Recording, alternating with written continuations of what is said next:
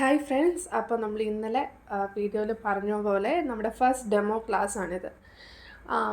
ഒരു audio record, പക്ഷെ നിങ്ങൾക്ക് എത്ര മനസ്സിലാക്കാൻ പറ്റുന്നുണ്ടെന്നുള്ളത് നിങ്ങൾ തന്നെ ചെക്ക് ചെയ്യുക. ഓക്കെ, സോ പാർട്ട് 2 ഒരു ചെറിയ പോർഷനാണ് എന്ത് സോൾ പ്രൊപ്രിയേറ്റർഷിപ്പ്. ഓക്കെ, ചാപ്റ്റർ 1 വളരെ ചെറിയൊരു സിമ്പിളായിട്ടുള്ളൊരു പോർഷനാണ്. നമുക്ക് തുടങ്ങുമ്പോൾ നമുക്ക് എപ്പോഴും അങ്ങനെ തുടങ്ങാം അല്ലേ. ഓക്കെ, സോ നിങ്ങൾ BCom ഒക്കെ ചെയ്തവരാണെങ്കിൽ ഉറപ്പായിട്ടും നിങ്ങൾ 1 person കമ്പനി എന്ന് പറഞ്ഞ് ഒരു കോൺസെപ്റ്റ് പഠിച്ചിട്ടുണ്ടാവും. 1 person കമ്പനി എന്ന് വെച്ചാൽ പേര് തന്നെയുണ്ട്, ആ കമ്പനി റൺ ചെയ്യുന്നതും എല്ലാം ഒറ്റ സിംഗിൾ പേഴ്സൺ ആയിരിക്കും. ഓക്കെ, അപ്പോൾ അതുപോലെ നമ്മുടെ US ടാക്സേഷനിൽ വളരെ ഇൻട്രസ്റ്റിംഗ് ആയിട്ടുള്ളൊരു ടോപ്പിക്കാണ് സോൾ പ്രൊപ്രിയേറ്റർഷിപ്പ്. പേര് തന്നെയുണ്ട് സോൾ, ഒരേ ഒരു വ്യക്തിയാണ് അവിടുത്തെ എല്ലാ കാര്യങ്ങളും ചെയ്യുന്നത്. Okay, so what is sole proprietorship എന്ന് പറഞ്ഞാൽ it is the simplest business type. ഏറ്റവും സിമ്പിളായിട്ട് തുടങ്ങാൻ പറ്റുന്ന ഒരു ബിസിനസ്സാണ്. ഓക്കെ, അതായത് US ഏകദേശം 70% ബിസിനസ്സും എങ്ങനെയാണ് സ്റ്റാർട്ട് ചെയ്യുന്നത്? സോൾ പ്രൊപ്രിയേറ്റർഷിപ്പായിട്ടായിരിക്കും. ഓക്കെ, ഇതൊരു സെപ്പറേറ്റ് ലീഗൽ എൻറ്റിറ്റി അല്ല. സെപ്പറേറ്റ് ലീഗൽ എൻറ്റിറ്റി എന്ന് വെച്ചാൽ എന്താണെന്നറിയാമോ? ബിസിനസ്സിനെയും ഓണറിനെയും രണ്ടായിട്ട് കൺസിഡർ ചെയ്യുന്നതിനെയാണ് സെപ്പറേറ്റ് ലീഗൽ എൻറ്റിറ്റി എന്ന് പറയുന്നത്. അതായത് നമ്മുടെ ബിസിനസ്സിന് ഒരുപാട് ലയബിലിറ്റീസ് ഉണ്ടാകുമ്പം ഓണറിൻ്റെ പേഴ്സണൽ അസറ്റ്സ് എടുത്ത് ആ ലയബിലിറ്റീസ് തീർക്കേണ്ടി വരിക എന്ന് പറയുന്നത് എങ്ങനെയാണ്? ഒരു സെപ്പറേറ്റ് ലീഗൽ എൻറ്റിറ്റി ആണെങ്കിൽ അത് നടക്കില്ല. ബിസിനസ്സിനെയും ഓണറിനെയും ഒരേപോലെ ട്രീറ്റ് ചെയ്യുന്ന സമയത്ത് മാത്രമേ ബിസിനസ്സിൻ്റെ ലയബിലിറ്റീസിന് വേണ്ടിയിട്ട് ഓണറിൻ്റെ പേഴ്സണൽ അസറ്റ്സും കൂടി എടുക്കേണ്ട ആവശ്യം വരുന്നത്. ഓക്കെ, സിംപ്ലി പറഞ്ഞാൽ സോൾ പ്രൊപ്രിയേറ്റർഷിപ്പിൽ ബിസിനസ്സിനെയും ഓണറിനെയും രണ്ടായിട്ടല്ല കാണുന്നത്, പകരം എന്താണ്? ഒന്നായിട്ടാണ് കാണുന്നത്. സോ ദാറ്റ് ബിസിനസ്സിൻ്റെ നഷ്ടങ്ങൾക്ക് ഓണർ പേഴ്സണലി ലയബിൾ ആയിരിക്കും. It's a very important point. Sole proprietorship എന്ന് പറഞ്ഞാൽ എന്താണ്? ഒരു സെപ്പറേറ്റ് ലീഗൽ എൻറ്റിറ്റി അല്ല. അതേസമയം കോർപ്പറേഷൻ, കമ്പനിയൊക്കെ എന്ന് പറഞ്ഞാൽ എന്താണ്? സെപ്പറേറ്റ് ലീഗൽ എൻറ്റിറ്റിയാണ്. അതായത് കമ്പനി വേറെ, ഓണർ വേറെ. പക്ഷേ സോൾ പ്രൊപ്രിയേറ്റർഷിപ്പിലേക്ക് വരുമ്പം സോൾ പ്രൊപ്രിയേറ്ററും അയാളുടെ ബിസിനസ്സും ഒന്നാണ്. Okay, so sole proprietorship is not a separate legal entity. ഇതൊരു അൺഇൻകോർപ്പറേറ്റഡ് ബിസിനസ്സാണ്. ഇൻകോർപ്പറേഷൻ നടന്നിട്ടില്ല. ഇൻകോർപ്പറേഷൻ എന്ന് പറയുന്നത് എന്താണ്? ഒരു പ്രൊസീജിയറാണ്. സോ കമ്പനിയെല്ലാം നമ്മളങ്ങനെ ഇൻകോർപ്പറേറ്റ് ചെയ്തു എന്ന് നമ്മൾ പറയാറുണ്ട്. സോ അങ്ങനത്തെ പരിപാടിയൊന്നും നമ്മുടെ സോൾ പ്രൊപ്രിയേറ്റർഷിപ്പിനില്ല. And it is owned and controlled by 1 person. ഒറ്റ വ്യക്തിയായിരിക്കും അത് ഓൺ ചെയ്യുന്നതും കൺട്രോൾ ചെയ്യുന്നതും.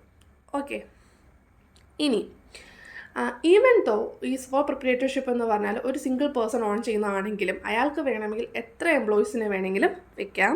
പക്ഷേ അൾട്ടിമേറ്റ്ലി ആ ഒരു ബിസിനസ്സിൻ്റെ എല്ലാ റിസ്ക്കും എല്ലാ ലയബിലിറ്റീസും ആ ഒരു സിംഗിൾ ഓണറിൻ്റെ ഹെഡിലായിരിക്കും. ഓക്കെ, ഇനി ഇപ്പോൾ നമ്മളൊരു സോൾ പ്രൊപ്രിയേറ്റർഷിപ്പ് റൺ ചെയ്തുകൊണ്ട് വരികയാണ്. വേറൊരു വ്യക്തി പറഞ്ഞിട്ട് നമുക്ക് കുറച്ച് പൈസയൊക്കെ തന്നിട്ട് അതങ്ങ് മേടിക്കുകയാണ്. എന്നിട്ട് അയാൾ ഇനി അത് തുടർന്ന് റൺ ചെയ്യാമെന്ന് പറയുന്ന ഒരു ട്രാൻസ്ഫർ സംഭവം സോൾ പ്രൊപ്രിയേറ്റർഷിപ്പിലില്ല. ഇനി നമ്മളോട് പേഴ്സണലി വന്ന് പൈസയൊക്കെ തന്നത് മേടിച്ചുകൊണ്ട് പോയാലും അയാൾ അതൊരു പുതിയ സോൾ പ്രൊപ്രിയേറ്റർഷിപ്പായിട്ട് അയാളുടെ പേരിൽ റൺ ചെയ്യണം. അല്ലാണ്ട് ഒരു ഫ്രീലി ട്രാൻസ്ഫറബിൾ എന്നൊന്നും നമുക്ക് പറയാനായിട്ട് പറ്റത്തില്ല. ഓക്കെ, ഇനി നെക്സ്റ്റ് എന്ന് പറഞ്ഞാൽ ഇതിൽ ഫുൾ ടൈം പാർട്ട് ടൈം അങ്ങനത്തെ ഡിഫറൻസ് ഒന്നുമില്ല. ഇപ്പം ഞാനൊരു കമ്പനിയിൽ വർക്ക് ചെയ്യുന്ന ഒരു എംപ്ലോയിയാണ്. എനിക്ക് കുറേ ഫ്രീ ടൈം കിട്ടുന്നു.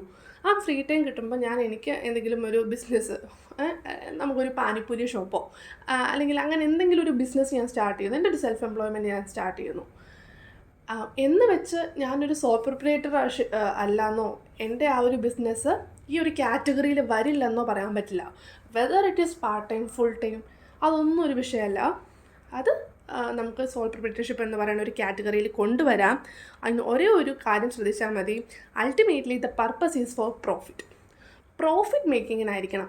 റെഗുലറായിട്ട് നമ്മൾ ചെയ്യുന്നതായിരിക്കണം. കണ്ടിന്യൂസ് ആയിട്ട് നമ്മൾ ചെയ്യുന്നതായിരിക്കണം. അല്ലാണ്ട് നമ്മൾ വല്ലപ്പോഴും പോയി ചെയ്യുന്ന ഒരു പരിപാടിനെ നമുക്ക് ഇതിലേക്ക് കൊണ്ടുവരാൻ പറ്റില്ല. സോൾ പ്രൊപ്രിയേറ്റർഷിപ്പ് എന്ന് പറയാൻ പറ്റത്തില്ല. If you are doing it regularly continuous ആയിട്ടാണ് ചെയ്യുന്നത് and if it is for making profit make ചെയ്യാൻ വേണ്ടിയിട്ടാണ്, ദെൻ നമുക്കതിനെ സോൾ പ്രൊപ്രിയേറ്റർഷിപ്പ് എന്ന് പറയാം. ഇനി നമ്മൾ അല്ലെങ്കിൽ അതായത് വല്ലപ്പോഴും ഞാൻ ചെയ്യുന്നതിനെയാണെങ്കിൽ അതിനെ നമ്മൾ പറയുന്ന ഹോബി എന്നായിരിക്കും. സോ അതിന് ബിസിനസ്സായിട്ട് നമുക്ക് ക്വാളിഫൈ ചെയ്യാനായിട്ട് പറ്റില്ല. ഇനി നിങ്ങൾ പാർട്ട് 1 ചെയ്തവരാണെങ്കിൽ നിങ്ങൾക്കറിയാം. പുതിയതായിട്ട് വരുന്നവർക്ക് ഞാൻ പറയുകയാണ്, നമ്മളിപ്പം ഒരുപാട് ഫോംസ് ഉണ്ട്. Okay, W2, 1099 NEC, 1099 INT, 1099 DIV എന്നൊക്കെ പറഞ്ഞ ഒരുപാട് ഫോംസ് ഉണ്ട്. സോ ഒരു സോൾ പ്രൊപ്രൈറ്റർ ഒരു സർവീസ് ഒരാൾക്ക് ചെയ്ത് കൊടുക്കുമ്പം റിസീവ് ചെയ്യുന്ന ഒരു ഫോമാണ് 1099 NEC എന്ന് പറയുന്നത്. അതായത് നമുക്ക് ഇവിടെ പേ സ്ലിപ്പൊക്കെ നമ്മളൊരു സർവീസ് ചെയ്ത് കൊടുക്കുമ്പോൾ നമുക്ക് പേ സ്ലിപ്പ് കിട്ടുന്നില്ലേ, അതുപോലെ US കിട്ടുന്ന ഒരു സാധനമാണ് W2 എന്ന് പറയുന്ന ഒരു ഫോം. ഇനി US W2 കിട്ടുന്ന ആർക്കാണ്? എംപ്ലോയീസിനാണ്.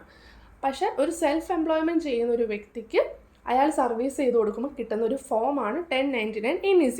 ഓക്കെ, അപ്പോൾ അതിനകത്ത് അയാൾക്ക് എത്ര ഇൻകം ഉണ്ട് for the services they have done അത് പറഞ്ഞിട്ടുണ്ടായിരിക്കും. ഓക്കെ, ഇനി 1099 NEC റിപ്പോർട്ട് ചെയ്ത് കിട്ടുന്ന ആ ഒരു എമൗണ്ടും, ഇനി അയാൾ ചിലപ്പം വേറെ ചെറിയ ബിസിനസ്സുകൾ ചെയ്തിട്ടുണ്ടാവും, അതിൽ നിന്ന് അയാൾക്ക് ചിലപ്പോൾ 1099 NEC റിസീവ് ചെയ്തിട്ടുണ്ടാവില്ല, ഒരു ഫോം കിട്ടിയിട്ടുണ്ടാവില്ല. ഫോം കിട്ടുമല്ലോ എന്നുള്ളതൊന്നും നോക്കണ്ട, 1099 NEC ആ ഒരു ഫോമിൽ റെക്കോർഡ് ചെയ്തിട്ടുള്ള ആ ഒരു ഇൻകം, ഇനി അല്ലാണ്ട് അയാൾക്ക് ഏതൊക്കെ സോൾ പ്രൊപ്രൈറ്റർഷിപ്പിൽ നിന്ന് ഇൻകം കിട്ടിയിട്ടുണ്ടോ അതെല്ലാം അയാളുടെ personal income tax return 1040, individual income tax return 1040 എന്നാണ് ആ ഫോമിൻ്റെ പേര്. സോ ആ ഒരു ഇൻഡിവിജ്വൽ ഇൻകം ടാക്സ് റിട്ടേൺ അയാൾ റിപ്പോർട്ട് ചെയ്യണം. അതിന് വേണ്ടി യൂസ് ചെയ്യേണ്ട സ്കെഡ്യൂളാണ് schedule C. Okay, form 1040 schedule സിയിൽ ഈ 1099 NEC കാണിച്ചിരിക്കുന്ന എമൗണ്ടും അല്ലാതെ അയാൾ എവിടെ നിന്നൊക്കെ ബിസിനസ് ഇൻകം റിസീവ് ചെയ്തിട്ടുണ്ടോ അതും റിപ്പോർട്ട് ചെയ്യണം. ഇനി ഒരു സെൽഫ് എംപ്ലോയിഡ് ആയിട്ടുള്ള ഇൻഡിവിജ്വലിൻ്റെ നെറ്റ് ഏർണിങ്സ് എന്ന് പറയുന്നത് $400 അതിൽ കൂടുതലോ ആണെങ്കിൽ അയാൾക്ക് സെൽഫ് എംപ്ലോയ്മെൻറ്റ് ടാക്സ് അടയ്ക്കേണ്ടതായിട്ടുണ്ട്. അപ്പോൾ ഈ സെൽഫ് എംപ്ലോയ്മെൻറ്റ് ടാക്സ് അടയ്ക്കുന്നതിന് വേണ്ടിയിട്ട് അയാൾ എന്ത് ചെയ്തിട്ടുണ്ടായിരിക്കണം? സ്കെഡ്യൂൾ SC എന്ന് പറയുന്ന ഒരു സ്കെഡ്യൂളും കൂടെ ഫയൽ ചെയ്തിട്ടുണ്ടായിരിക്കണം. വിച്ച് മീൻസ് ഇപ്പം ഒരു ടാക്സ് പെയർ അയാൾക്ക് ബിസിനസ് ഇൻകം എന്ന് പറയുന്നത് $200 ആണ്. $200 എന്ന് പറഞ്ഞാൽ നമ്മുടെ റൂൾ അനുസരിച്ച് എന്താ, $400 അതിൽ കൂടുതലോ ആണെങ്കിൽ സെൽഫ് എംപ്ലോയ്മെൻറ്റ് ടാക്സ് ഉണ്ട്. സെൽഫ് എംപ്ലോയ്മെൻറ്റ് ടാക്സിന് വേണ്ടിയിട്ട് ഫയൽ ചെയ്യുന്നതാണ് സ്കെഡ്യൂൾ SC. ഇവിടെ ഇയാളുടെ ഇൻകം എത്രയാണ്? $200 ഉള്ളൂ.